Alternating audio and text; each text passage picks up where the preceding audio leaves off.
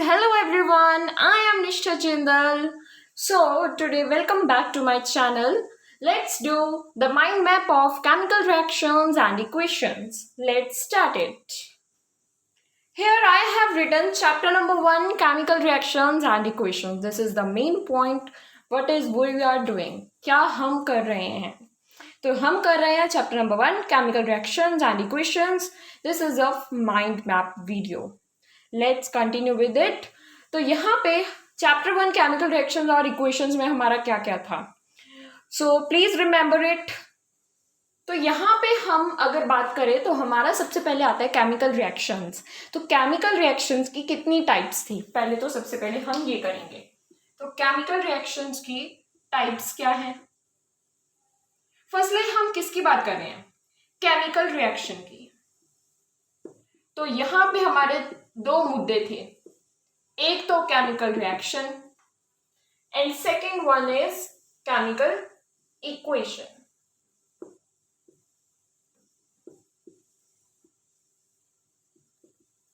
तो chemical reaction और chemical equation में हमारा क्या फर्क है. केमिकल रिएक्शन में हमारी बहुत सारी टाइप्स आ जाती हैं.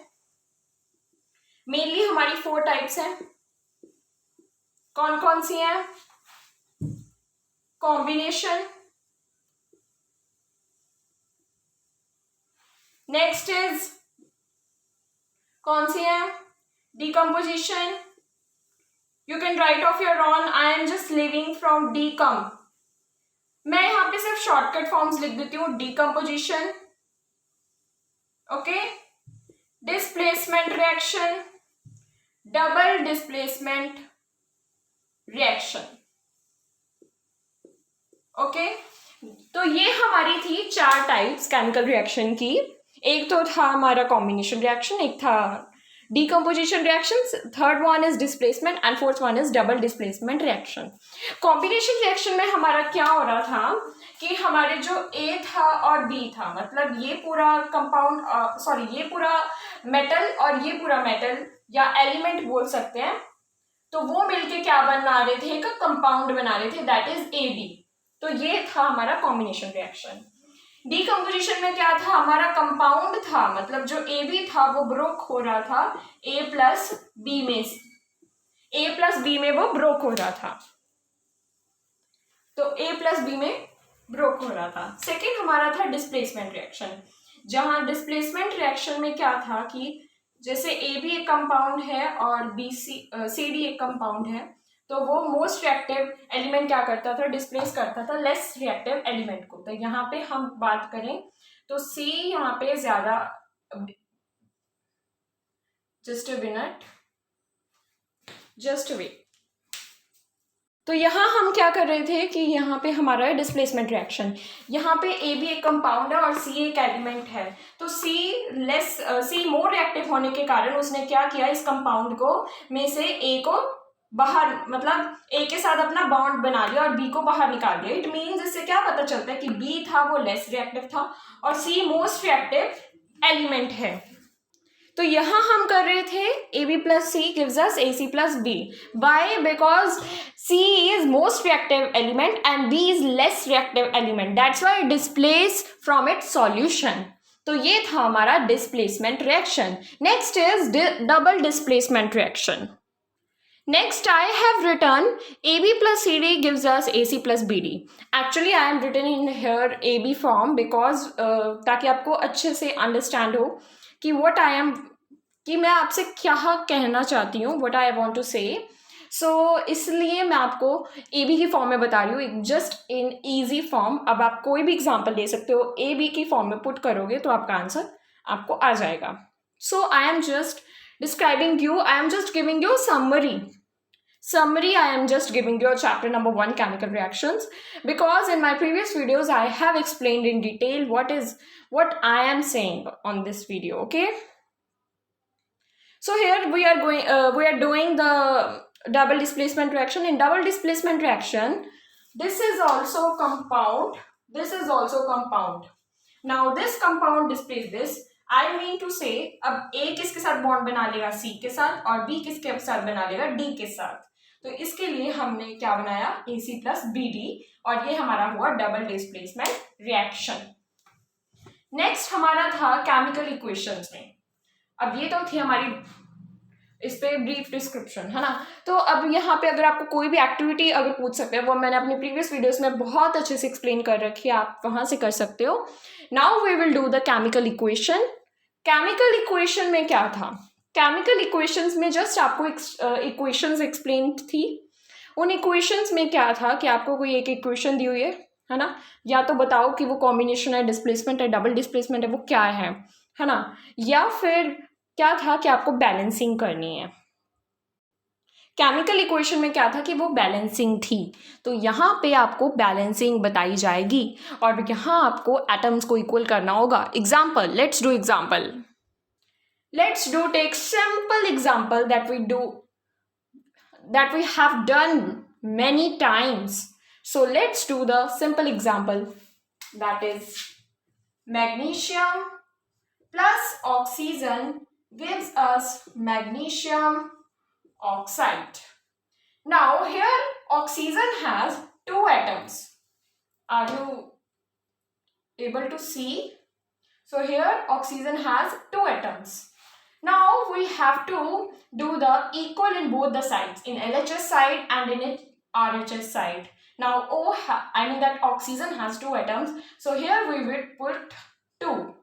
Now oxygen are balanced but magnesium got unbalanced. तो magnesium जब unbalanced हो जाए, अब magnesium के भी यहाँ पे 2 हो गए हैं, ऑक्सीजन के भी यहाँ 2 हो गए हैं, ऑक्सीजन 2 ये तो इक्वल हो गया। अगर हम बात करें मैग्नीशियम की, तो यहाँ पे मैग्नीशियम का 1 है, I mean to say that, और यहाँ पे मैग्नीशियम के 2 हैं, so this is not balanced. So what we will do, here we put the 2 so that atoms got equal, so answer is equal. Now equation is balanced. So now our equation got balanced. Let's do one more example. Calcium oxide plus water gives us calcium hydroxide. What is this? Now we have to do the balance. Let's do the balance. Sorry, I am talking about calcium oxide. For calcium oxide, there is not 2 atoms. They are just left undisturbed. Okay, so let's see. Calcium has here 1 atom. Here also has 1 atom. Here I am seeing 1 atom है, मतलब यहाँ पे इनका 1 atom है और यहाँ पे 1 atom है, तो कैल्शियम का 1 atom, it means equal. Let's do oxygen. Oxygen का यहाँ 1 है, यहाँ भी ऑक्सीजन का 1 है, तो 1 + 1 यहाँ पे क्या कितने हो गए, 2। यहाँ पे देखते हैं, यहाँ पे ऑक्सीजन का कितना है, 2, तो यहाँ पे भी ऑक्सीजन के 2 है, that means this is also equal. Now next is hydrogen. Hydrogen has here 2 atoms. यहाँ पे भी हाइड्रोजन के 2 atoms हैं और यहाँ पे देखें, यहाँ पे भी हाइड्रोजन के 2 atoms है, that means this is also equal. It means this is already a balanced chemical equation, so we not need to balance it. Let's do, आगे करते हैं अब हम। As you know that decomposition की 3 types हैं, यहाँ पे decomposition की 3 types हैं, thermal decomposition, electrolytic decomposition, photolytic decomposition. As you know already, I have done. So I have written 3 types of decomposition reaction: T for thermal decomposition, E for electrolytic decomposition, and P for photolytic decomposition. So this is done. अब thermal में क्या था, हम heat की मदद से उसे decompose कर रहे थे, इलेक्ट्रोलाइटिक में हम इलेक्ट्रिसिटी की मदद से करेंगे और फोटोलाइटिक में हम सनलाइट की मदद से करेंगे।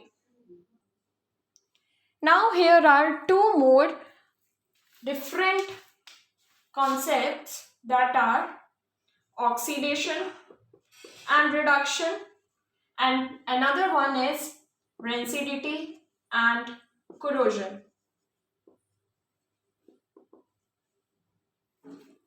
So here are 2 more concepts, that is oxidation and reduction, and another one is rancidity and corrosion. Let's do here more detailed explanation. Now oxidation means, oxy means oxygen, We are providing the oxygen and we are making the compound with the using of the elements. Like copper plus oxygen gives us copper oxide, because we are providing copper plus oxygen gives us copper oxide. Here we are providing heat. With the use of the heat, the copper oxide color becomes the black. Actually, the copper is of brown color, and when it mixes with the oxygen and we heat it, then copper oxide gets formed, that is of black color. So here this is the best example of oxidation. Another one is reduction. Here reduction means reduce, kam hona. When we remove the oxygen from the reduction process, I mean to say that हम किसी भी compound में से जब उसमें से हम oxygen को रिमूव करते हैं और हाइड्रोजन को ऐड करते हैं, उसे हम क्या बोलते हैं? रिडक्शन. ऑक्सीडेशन में क्या था कि हम ऑक्सीजन को ऐड तो कर रहे थे, साथ साथ हम हाइड्रोजन को कम कर रहे थे, हाइड्रोजन को बाहर निकाल रहे थे. तो उसमें क्या था? हमारा ऑक्सीडेशन प्रोसेस. मेनली उसमें ऑक्सीजन ऐड हो रही थी, और रिडक्शन में मेनली ऑक्सीजन जाएगी और हाइड्रोजन ऐड होगी. जब हम ऑक्सीडेशन और रिडक्शन प्रोसेस को मिलाते हैं तो हमारा क्या बनता है? Redox reaction. इन दोनों को मिला के हमारा क्या बनता है? Redox reaction. इन दोनों प्रोसेसेस में हमारा इकट्ठा प्रोसेस कैरी ओवर होता है. जब ऑक्सीडेशन रिडक्शन साथ में प्रोसेस कैरी ओवर होते हैं, उसे हम बोलते हैं redox reaction. Now we will do the everyday process life. I mean to say, क्या आपने ये कभी ऑब्जर्व किया है कि इफेक्ट्स ऑफ ऑक्सीडेशन के क्या क्या इफेक्ट्स होते हैं हमारे डेली लाइफ में? तो वो इफेक्ट्स हमारे क्या क्या क्रिएट करते हैं? Rancidity and corrosion. सो वो इफेक्ट्स हमारे क्या क्रिएट करते हैं? Rancidity and corrosion. Now we will see what is rancidity and corrosion. क्या होता है जब कोई मेटल ऑक्सीजन के साथ रिएक्ट करता है और उसमें जर टाइप लग जाती है, उसे हम क्या बोलते हैं? कोरोजन. बस इसमें आपको ये है कि कोरोजन को ये बोलते हैं. Like you can write the definition, the slow eating of metal due to attack of moisture, oxygen, carbon dioxide, acids, sulphides etcetera is called as corrosion. Next is rancidity.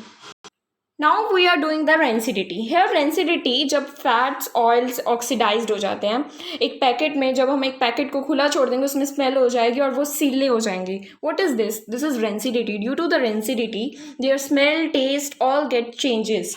This causes rancidity. इसीलिए हम air tight containers में nitrogen gas fill करके रखते हैं. That's why, ताकि बाहर वाली oxygen उसे कैचअप ना कर सके.